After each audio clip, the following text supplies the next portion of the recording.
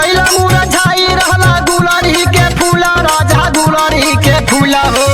कौना सावतिया पे गहिल हया झूला राजा रहला तू गुलरी के फूला हो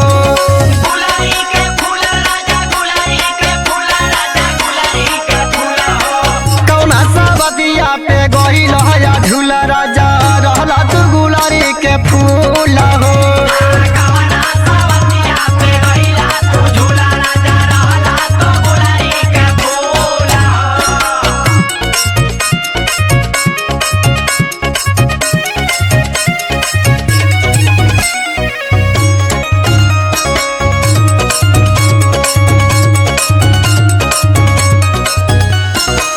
कही के गहिला रानी हम जातानी परदेसवा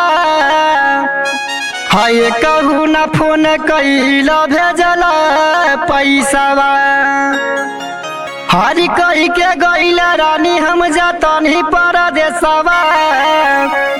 हाय कहू न फोन कैला भेजला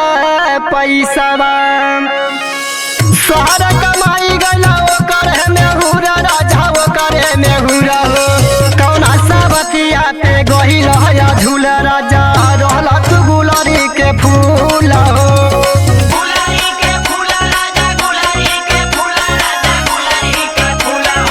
कौना सावतिया पे गहिल हया झूला राजा रहला तू गुलरी के फूला हो